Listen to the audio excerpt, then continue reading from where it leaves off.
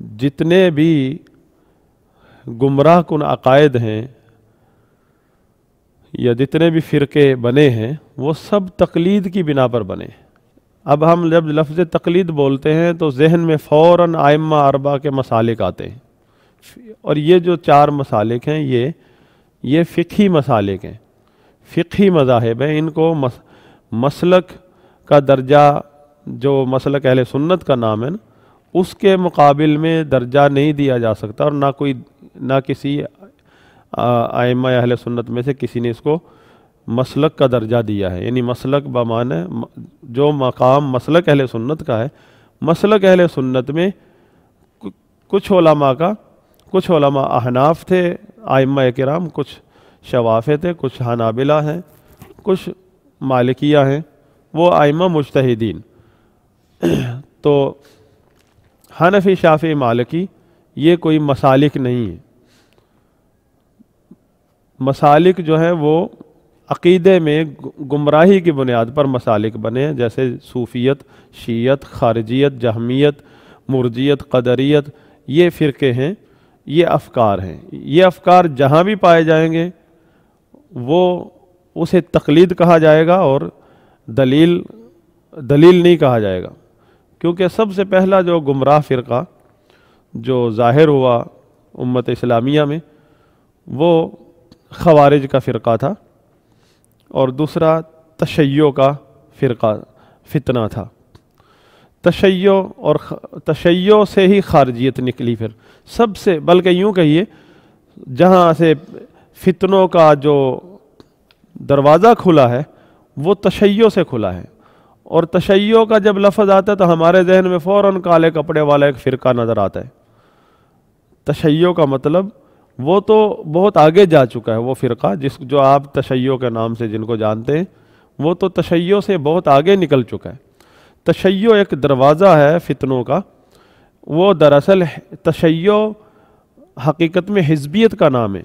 تشیع مثلا آپ اس کی حقیقت جاننے کے لیے ذرا پیچھے جائیے. تو ایک گروہ تھا جو سیدنا علی رضی اللہ عنہ کے نام پر تعصب کرتا تھا. سیدنا علی رضی اللہ عنہ کو شیخین ابی بکر و عمر رضی اللہ عنہما کے اوپر فضیلت دیتا تھا. دوسرا گروہ جو ہے ان کے مقابلے میں یعنی جو جھگڑا پیدا ہوا تو ایک گروہ سیدنا معاویہ رضی اللہ عنہ کے لیے تعصب کرنے لگ گیا. تو سلف صالحین نے کون سا موقف اپنایا؟ صحابہ کرام جو اکثریت تھی انہوں نے موقف اپنایا کہ انہوں نے تشیع سے برات کا اعلان کیا. نہ تو انہوں نے سیدنا علی رضی اللہ عنہ کا ساتھ دیا معاویہ کے خلاف, اور نہ معاویہ کا ساتھ دیا علی رضی اللہ عنہ کے خلاف. ان کا جو آپس کا اختلاف تھا وہ اپنی جگہ ایک مقام رکھتا ہے, اور دونوں کا مقام برحق ہے, دونوں صحابیوں کا, اور ان کا اپنا اختلاف اپنی جگہ پر ایک مقام رکھتا ہے. اس کے اوپر ہمیں بولنا جائز نہیں ہے. لیکن صحابہ کرام جس چیز سے بچنے کی کوشش کر رہے تھے وہ تھا تشیع, تحزب. اور اس میں ہمیں سبق ملا ہے کہ اگر سیدنا علی رضی اللہ عنہ اور سیدنا معاویہ رضی اللہ عنہ جیسی شخصیات کے نام پر ہم حزبیت کا شکار ہونا ہمیں جائز نہیں ہے, تو ان کے بعد پھر کون بچا ہے؟ صحابہ کے بعد کون بچا کہ جس کے نام پر ہم ایک گروہ بنا لیں اور اس کے لیے تحزب کا شکار ہو جائیں, اس کے لیے اکٹھ کر لیں, اور اس گروہ کو اچھا سمجھے جو ہمارے گروہ میں, اور دوسرے گروہ کو برا سمجھے. یعنی تشیع حزبیت ہے, اپنے مشائخ یا اپنے شخصیات کے نام پر گروہ بنا لینا, یا ان کی تائید میں گروہ بنا لینا, یا یہ سمجھنا کہ ان کے ساتھ چلنا بہت بڑا افضل کام ہے. اور اصل کیا ہے؟ اسلام نے ہمیں کیا تعلیم دی ہے؟ سلفیت کی تعلیم دی ہے کہ آپ رسول اللہ صلی اللہ علیہ وسلم اور صحابہ بحیثیت مجموع ان کی اتباع کرو, کسی ایک کو پکڑ کے تحزب کا شکار مت ہو. یہی تشیع ہے اور یہی حزبیت ہے. یہاں سے خارجیت کا فتنہ نکلا. تو سب نے اپنے اپنے افکار, جذبات کو قرآن کے دلائل سے مزین کرنے کی کوشش کی ہے. اور جو بھی وہ دلائل دیتے تھے صحابہ کرام کیا کہتے تھے؟ کلمۃ حق ارید بہا الباطل. دلائل برحق ہے، قرآن کے ہیں، لیکن جو تم لوگ چاہتے ہو وہ باطل ہے۔ تو چاہے قرآن سے دلیل لے لیں یا حدیث سے دلیل لے لیں، اگر وہ راستہ اپنائیں گے جو رسول اللہ صلی اللہ علیہ وسلم اور صحابہ کا نہیں ہے، وہ تقلید کا راستہ ہے، اتباع کا راستہ نہیں ہے، دلیل کا راستہ نہیں ہے۔ تو یہ جو علم نافع کی بنیاد تین چیزوں پر ہے: اللہ جو کہ ہمارا رب ہے اس کی معرفت، دین اسلام کی معرفت، اور محمد رسول اللہ صلی اللہ علیہ وسلم جو کہ اللہ کے نبی اور رسول ہیں ان کی معرفت، دلائل کے ساتھ، یعنی منہج اتباع پر چلتے ہوئے۔ یہ شرط لگائی ہے دلائل کے ساتھ، اگر دلائل کا مطلب اتباع پر چلنا ہے، اپنے اتباع کرنی ہے، اور اتباع چھوڑ دیں گے تو وہ تقلید ہوگی، بدعت کی طرف لے جائے گی۔ اس تقلید، اصل مذموم تقلید جس کا رد کرنا ضروری ہے وہ یہ تقلید ہے کہ تحزب اور تشیع کا راستہ پکڑ کے لوگ اپنے اپنے جذبات کو، افکار کو قرآن و حدیث کے دلائل سے مزین کر کے پکے ہو جاتے ہیں، اور اتباع کا راستہ چھوڑ دیتے ہیں، سلف صالحین کا راستہ چھوڑ دیتے ہیں، اور سابقہ مشائخ میں سے، سلف صالحین میں سے یا موجودہ مشائخ میں سے کسی ایک کو پکڑ کے تحزب کا شکار ہو جاتے ہیں، اور پھر وہاں سے راستہ نکلتا ہے گمراہی کا۔ شروع میں اچھے ہوتے ہیں، پھر بعد میں نئی بدعات کا ظہور ہونا شروع ہو جاتا ہے۔ اور شروع میں ہجرت فرض تھی کہ جو شخص بھی کہیں بھی رہتا ہے جس نے اسلام قبول کیا ہے تو وہ ہجرت کرے اور مدینہ پہنچے۔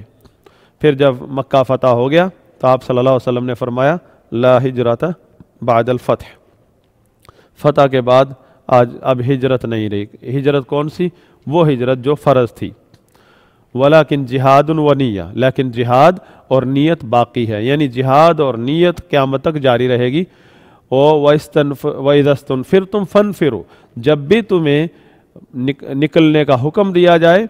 دور حاضر کے خوارج نے اہل سنت کے نوجوانوں کو بہت گمراہ کیا ہے، اور اہل سنت کی مساجد میں جو ائمہ ہیں، مساجد کے خطبہ ائمہ، ان کے سکوت نے لوگوں کو اور زیادہ گمراہ کیا ہے، یا ان کے پاس علم نہیں ہے، مطالعہ نہیں کرتے یا پڑھتے نہیں ہیں۔ اور حالت بھی ایسی ہے ان لوگوں کی کہ جو خطابت سنبھالی ہوئی ہے جن لوگوں نے، یا تدریس کے منصب پر قائم ہیں، اہل سنت کے عقائد اور اصولوں سے جاہل ہیں، نا واقف ہیں، یعنی اور متعمداً فتنے عروج پر چلے گئے، پھر لوگ اس میں ملوث ہو گئے، اور پھر نئے فتنے آئے۔ ان لوگوں کو اتنی زحمت نہیں ہوئی کہ مطالعہ کر لیں، سلف کے یا اہل سنت یا اہل حدیث کا موقف سمجھ لیں، ائمہ کیا کہتے ہیں، ہمارے ائمہ دین اور کبار علماء اس امت کے کیا کہتے ہیں، اس کو جاننے کی بھی کوشش نہیں کی۔ اور ایسا وہ شخص کرتا ہے جس کے دل میں فتنہ بیٹھ جائے، پھر وہ علماء کی طرف رجوع نہیں کرے گا۔ آپ نے دیکھا ہوگا کہ محلے میں ایک شخص گمراہ ہو گیا ہے، اس کو جو گمراہ ہو جاتا ہے، جو کسی بدعتی سوچ کا شکار ہو جاتا ہے، تو آپ لاکھ اس کو بولے آؤ چلے کسی عالم کے پاس تاکہ اس کا علاج ہو جائے، وہ قطعاً نہیں جائے گا۔ اور جو ہدایت پر ہوتا ہے وہ 100 بار جانے کے لیے تیار ہے کہ تاکہ میری اصلاح ہو جائے۔ اور اسی طرح یہ حال اس طبقے کا ہے جو خطبات کا طبقہ ہے، اور جو دعوت کے میدان میں سرگرم ہے، اور جو تدریس کے منصب پر بھی بہت سارے لوگ فائز ہیں۔ ان لوگوں نے فتنے کو قبول کیا ہے، اس لیے علماء کی کتابوں کی طرف رجوع کرنے کی بھی زحمت نہیں گوارا کرتے، اور حتیٰ کہ وہ کتابیں پرانی ہو چکی ہیں جس میں علماء نے فتنے کی حقیقت کو بے نقاب کیا تھا، جیسے اسامہ بن لادن کا فتنہ ہو، القاعدہ کا فتنہ ہو، طالبان کا فتنہ ہو، داعش کا فتنہ ہو۔ یہ علماء نے 20-30 سال پہلے بھی اس کے بارے میں وضاحت کی ہے، فتووں میں 2 ٹوک جواب بھی دیے ہیں، لیکن ان لوگوں کو کبھی زحمت نہیں ہوئی۔ تو وجہ کیا ہوتی ہے کہ یہ لوگ فتنے کو قبول کر لیتے ہیں، اور پھر علماء کی طرح رجوع کرنے کو موت سمجھتے ہیں، اور اسی پر خوش ہوتے ہیں، اسی پر راضی ہوتے ہیں جو ان کے دل میں دماغ میں بیٹھ گیا فتنہ۔ اتباع کا منہج جب لوگ چھوڑ دیتے ہیں تو پھر اسی طرح شیاطین الانس ان کو گمراہ کرتے ہیں اور تقلید کرواتے ہیں ان سے. تو یہ جتنے بھی اس طرح کے لوگ ہیں ایسے لوگوں کے پیچھے چلتے ہیں، وہ تقلید کے منہج پر ہیں، اتباع کے منہج پر نہیں ہے. اتباع کا منہج جو ہے وہ سلسلہ ہے، ایک رسول اللہ صلی اللہ علیہ وسلم اور صحابہ سے چلتا ہے اور آج تک قائم ہے اتباع کا منہج. تو اسی لیے اس میں شرط ہے، یہ تیسرا جو بنیادی مسئلہ ہے، اس میں بھی معرفت نبیکم بالادلہ یہ شرط ہے. اتباع کا منہج اپنانا ہوگا. دلائل کا مطلب یہ نہیں کہ آپ اپنی مرضی سے قرآن و حدیث کی عبارتیں اٹھائیں اور اپنے افکار کو سجائیں. مطلب یہ کہ قرآن و حدیث سے آپ وہ قرآن و حدیث کی روشنی میں قرآن و حدیث کی اتباع کرنی ہے، صحابہ رسول اللہ صلی اللہ علیہ وسلم اور صحابہ کی تعلیمات اور فہم کی روشنی میں قرآن و حدیث پر چلنا ہے، اسلام پر چلنا ہے، لیکن نبی صلی اللہ علیہ وسلم اور صحابہ کی اتباع میں. مسلک کیا ہونا چاہیے؟ اتباع. اور مقصد کیا ہے؟ قرآن و حدیث، اللہ اور اس کے رسول کی اطاعت. جب تک اتباع کا منہج نہیں اپنائیں گے، راستہ اتباع کا نہیں اپنائیں گے، قرآن و حدیث کا علم فائدہ نہیں دے گا. تو انہی لوگوں کو یضل بہ کثیرا ویہدی بہ کثیرا، اسی قرآن و حدیث کے ذریعے اللہ تعالیٰ بہت سارے کو ہدایت دیتا ہے اور بہت ساروں کو گمراہ کرتا ہے جب وہ اتباع کا منہج چھوڑ دیتے ہیں. اللہ کے نبی صلی اللہ علیہ وسلم نے وضاحت کی ہے کہ وہ 72 جو اکثریت گمراہوں کی، ان کا قصور کیا ہے؟ کیا وہ قرآن و حدیث چھوڑ دیا انہوں نے توحید چھوڑ دی؟ نہیں، بلکہ قرآن و حدیث پر تو وہ زور لگاتے ہیں کہ یہ دیکھو ہمارے پاس یہ دلیل، مناظرے کرتے ہیں. تو مسئلہ کیا ان کا؟ نبی صلی اللہ علیہ وسلم نے فرمایا من کان مثل ما انا علیہ واصحابی، یہ لوگ اس طریقے پر نہیں ہے، راستے پر نہیں جس پر میں اور میرے صحابہ ہیں. تو قرآن و حدیث کے دلائل پیش کرنا ان کے لیے فائدہ نہیں دے گا ان کو. ہجرت، الہجرت والجہاد، اہل سنت کا موقف کیا ہے اس میں؟ یہ آپ کو جاننا ضروری ہے. اگر آپ نے تقلید کی مختلف افکار کی تو پھر آپ کو یہ علم فائدہ نہیں دے گا. ہجرت میں اور جہاد میں، اور آپ حیران ہوں گے کہ اسی نام سے دعوت شروع کی خوارج نے اس دور میں. جماعت الہجرہ والجہاد، نام ہی جماعت کا رکھ لیا، الہجرہ والجہاد، یعنی جس پوائنٹ پر گمراہ ہیں اسی پوائنٹ کا لیبل لگا لیا، الہجرت والجہاد. قرآن کا منکر ہوگا، اہل قرآن اپنا لیبل لگا لے گا. خارجی ہوگا، جماعت المسلمین کا لیبل لگا لے گا. اہل بدعت ہوگا، اہل احوا، افکار کے پیچھے چلنے والا ہوگا، اپنے آپ کو چھاتی پر ہاتھ مار کر کہے گا اہل حدیثوں میں، ہوگا اپنے افکار کا پجاری. تو یہ نعرے، یہ لیبل، یہ فائدہ نہیں دیتے. بالادلہ، دلائل سے چلنا ہوگا. اور دلائل اس وقت تک دلائل نہیں قرار دیے پائیں گے آپ کے. یہ دلائل برحق ہیں، اللہ کا کلام برحق ہے، رسول اللہ صلی اللہ علیہ وسلم کا فرمان برحق ہے، لیکن یہ فرمان، اللہ اور اس کے رسول کا فرمان، اس وقت تک آپ کو فائدہ نہیں دے گا جب تک آپ منہج اتباع پر نہیں ہوں گے. رسول اللہ صلی اللہ علیہ وسلم اور صحابہ کے مسلک اور فہم کے مطابق آپ دلائل کو نہیں لیں گے. آپ دلائل تو قرآن سے لے رہے ہیں اور منہج جو خوارج کا ثابت کر رہے ہیں، جن کے بارے میں اللہ کے رسول صلی اللہ علیہ وسلم فرما رہے ہیں کہ بدترین لوگ ہیں، قرآن سے، اللہ کے کلام سے وکالت خوارج کی کر رہے ہیں. تو یہ قرآن آپ کو فائدہ دے گا؟ قطعاً فائدہ نہیں دے گا. کلمۃ حق ارید بہا الباطل.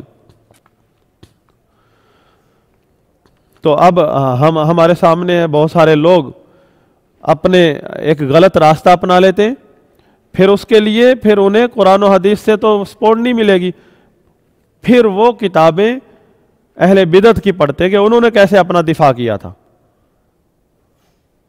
ہمارے ہاں جو حزبیت کا بخار چڑھا ہوا ہے، حزبیت کا ناسور دماغوں میں سوار ہے، تحزب، جماعت بندی، تنظیم سازی کا، اس کے لیے اب جتنے دلائل دے رہے ہیں، میں نے کئی لوگوں کے سنے، القاعدہ کے دلائل کو پیش کر رہے ہیں، القاعدہ کے فہم کو پیش کر رہے ہیں. القاعدہ نے جو دلائل دینے شروع کیے نا، القاعدہ نے جو دلائل دیے تھے وہ اردو میں پیش کر رہے ہیں. وہ سفر والی حدیث کہ سفر میں امیر بنا لو، یہ سب سے پہلے القاعدہ والوں نے پیش کیے اپنے دفاع میں، سلفی علماء کے رد میں. اور یہاں کے اہل حدیث پیش کر رہے ہیں وہی دلائل. تو اتباع سے پتہ چلتا ہے آپ اتباع کس کی کر رہے ہو, منہج کس کا ثابت کر رہے ہو آپ, قرآن و حدیث کا سہارا لے کر. یہی وہ دلائل ہیں, یہ وہ حدیث کے سفر میں جب آپ جنگل میں ہو 2 آدمی 3 آدمی تو اپنا ایک امیر بنا لو, سفر میں ہو تو ایک امیر بنا لو. صحابہ اور تابعین سے ہی تو ہوتی ہوئی آئی ہے حدیث. تو صحابہ اور تابعین کے دور میں جو فتنے آئے وہ تو آپ نے دیکھے بھی نہیں, تو صحابہ کا کیوں نہیں سمجھ آئی تھی یہ حدیث کہ وہ جماعت صحابہ و تابعین بنا لیتے تاکہ لوگوں کو فتنوں سے بچا لیتے. صحابہ کے بارے میں تو ایک ہی, صحابہ جس اسٹیٹ میں رہتے تھے اسی اسٹیٹ میں سم و طاعہ کا موقف اپناتے تھے. اسی طرح تابعین نے موقف اپنایا, اسی طرح ائمہ کرام نے. تو جو بات صحابہ کو سمجھ نہیں آئی, القاعدہ نے آج وہ ہمارے اہل حدیثوں کو سمجھا دی اور ان کو اچھی طرح سمجھ آ گئی, اور سمجھا رہے ہیں اپنے درس حدیث میں, اپنے خطبات میں اور اپنی کتابوں میں.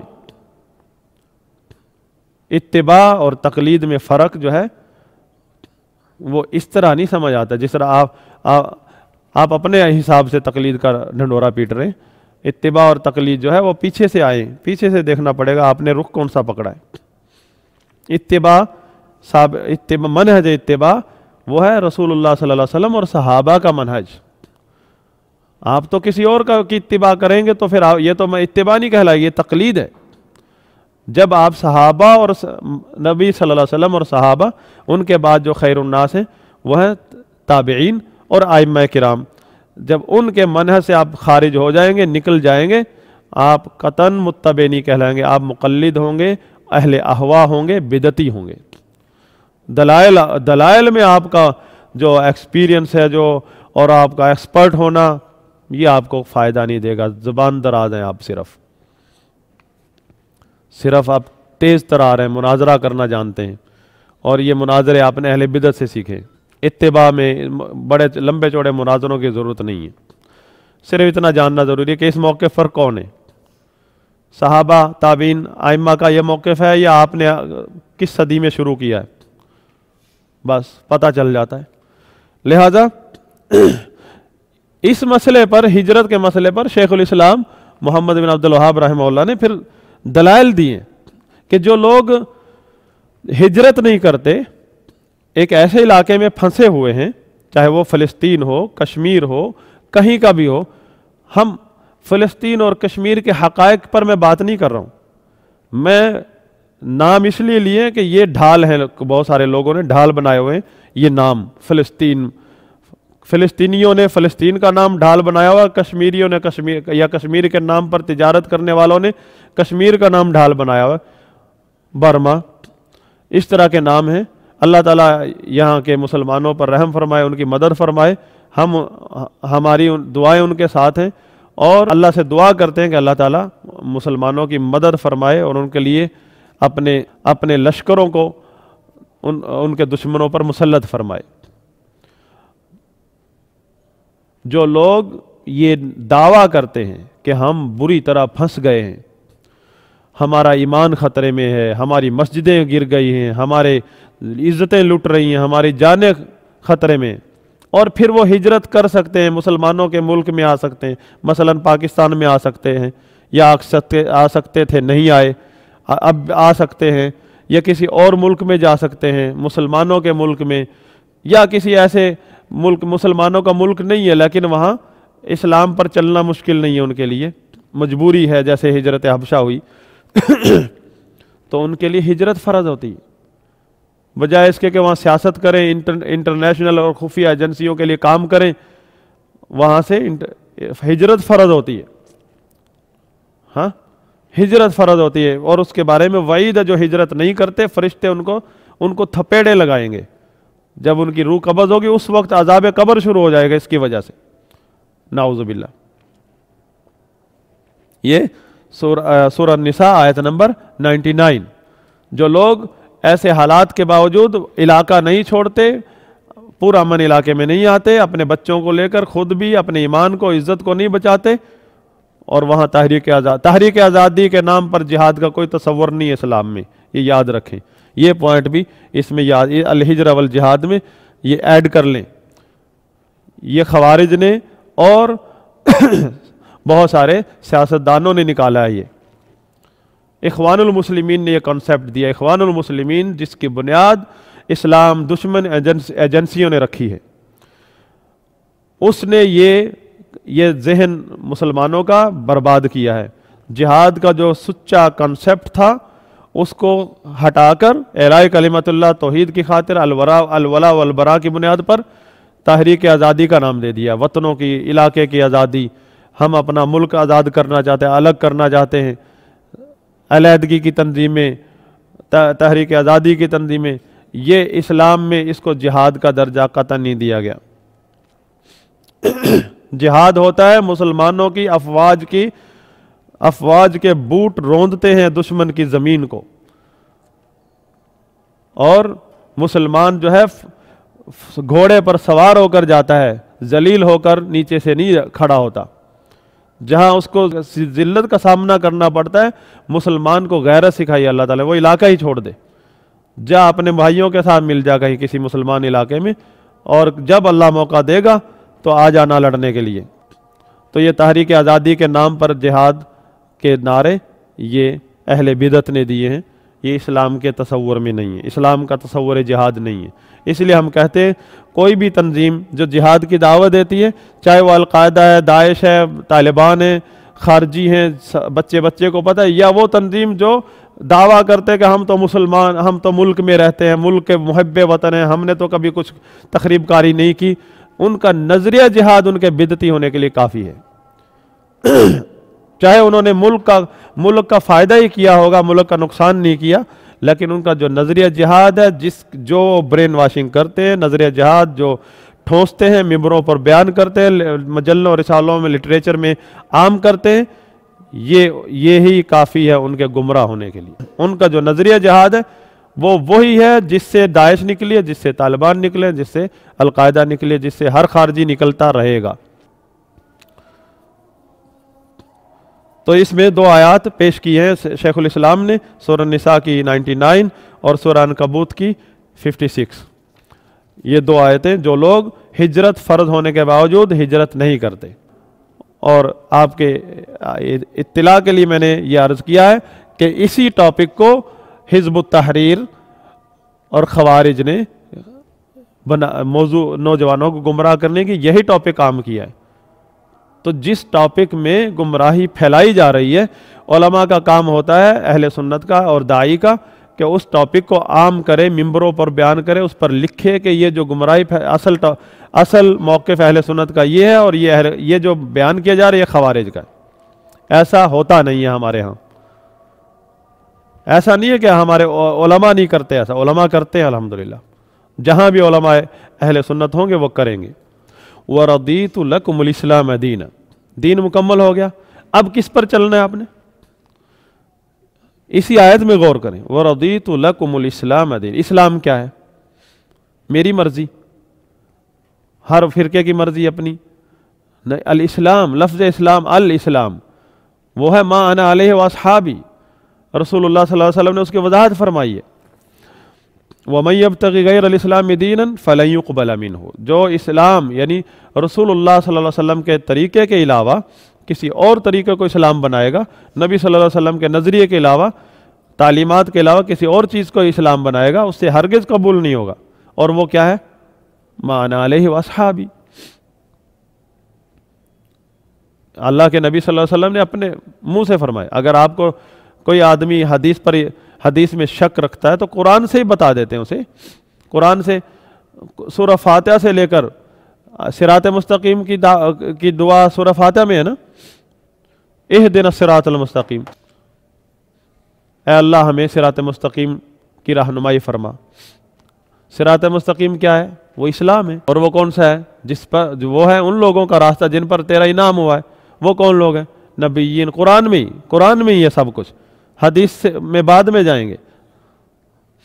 النبیین و صدیقین و شہداء و صالحین، خاتم النبیین، چار نبیین، صدیقین، شہداء، صالحین، چار مقام بتائیں۔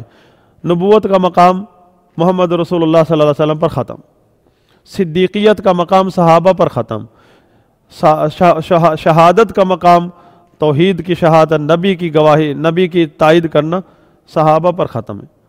صالحین نیک ہونا اولئک هم الراشدون، یہ بھی صحابہ امام ہے. اس میں جو صحابہ کے طریقے پر نہیں وہ نیک ہی نہیں ہے. تو مختصر اس کی تفسیر یہ ہے کہ صراط الذین انعمت علیہم ای صراط اصحاب محمد، اس صراط مستقیم وہ صحابہ کا راستہ ہے. وہ اسلام وَرَضِيتُ لَكُمُ الْإِسْلَامَ دِينًا، تمہارے لیے اسلام کو دین کے طور پر پسند کیا ہے. وہ دین جو ہے وہ صحابہ کا راستہ ہے، رسول اللہ صلی اللہ علیہ وسلم اور صحابہ کا راستہ. اس کو چھوڑیں گے وہ دین نہیں رہے گا، وہ بدعت ہو جائے گی. پھر اگلا مسئلہ، جتنے بھی نبی آئے ہیں سب کی دعوت ایک ہے، ایک ہی دعوت تھی، ایک ہی چیز کی دعوت دیتے رہے، کوئی ذرا بھی اختلاف نہیں ہے. آیت ہے وَلَقَدْ بَعَثْنَا فِي كُلِّ أُمَّةٍ رَسُولًا أَنِ اعْبُدُوا اللَّهَ وَاجْتَنِبُوا الطَّاغُوتَ، سورہ نحل 36 نمبر آیت، کہ ہم ہر امت میں ہر قوم میں کوئی رسول بھیج چکے ہیں تاکہ وہ ان کو بتائے کہ اے لوگو اعبدوا اللہ، اللہ کی عبادت کرو اور طاغوت سے بچو. تمام نبیوں نے یہی بات کی، چاہے وہ لوط علیہ السلام تھے، چاہے شعیب علیہ السلام تھے، جیسے بھی حالات تھے کسی قوم کے، دعوت یہ تھی. تزکیہ نفس اس بنیاد پر کیا سب نبیوں نے. اور ہم اتنے بڑے ہو گئے ہیں کہ تزکیہ نفس کے لیے ہم نے خانقاہیں کھول لی نبیوں کا طریقہ چھوڑ کے. تزکیہ نفس کے لیے ہم نے سلسلے جاری کر لیے، یہ قادری، یہ چشتی، یہ سہروردی، اور پھر ہم نے یہ تو پرانے ہو گئے. ہم جو اپنے آپ کو دعوے دار ہیں اہل سنت ہونے کے، اہل حدیث ہونے کے، ہمارے پاس بھی اپنے اپنے تزکیہ نفس کے طریقے. کوئی کہتا آ جاؤ پہاڑوں میں، کوئی کہتا آ جاؤ پارلیمنٹ میں، کوئی کہتا کہ آ جاؤ ادھر. اپنے اپنی خانقاہیں ان کی بھی. دعوت تو نہیں رہی. کہاں ہے دعوت توحید کی؟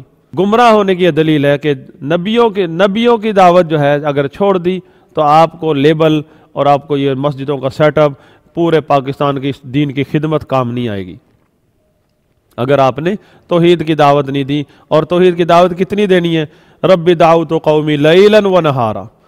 950 سال تھکے نہیں ہیں. 950 سال کیا ٹائم ٹیبل رہا ہے دعوت کا؟ لیلا و نہارا، دن رات ایک کر کے میں نے اللہ تیری طرف بلایا ہے. یہ کہتے ہیں بس ہم نے اہل حدیث بنا دیا سب کو، اب منہ سے کہتے ہیں میں نے. نعوذ باللہ. 2-4 دن پہلے ایک گمراہ شخص یہاں آ گیا، وہ کہہ رہا ہے وَلَّمْ يَحْكُمْ بِمَا أَنزَلَ اللَّهُ فَأُولَٰئِكَ هُمُ الْكَافِرُونَ. آیتیں پڑھ کے سنا رہا ہے، کہہ رہا ہے عقیدہ اور دینی مسائل یہ آدمی کے اپنے اپنے ہیں، انفرادی ہیں. دین کی اجتماعی خدمت جو پارلیمنٹ میں جا کر ہوگی، یعنی عقیدہ وہاں نہیں چلے گا.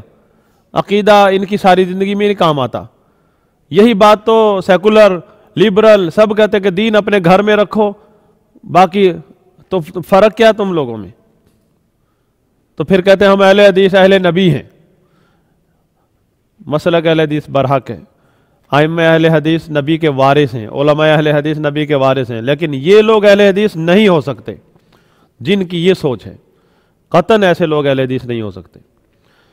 مسلک اہل حدیث ایسے لوگوں سے بری ہے.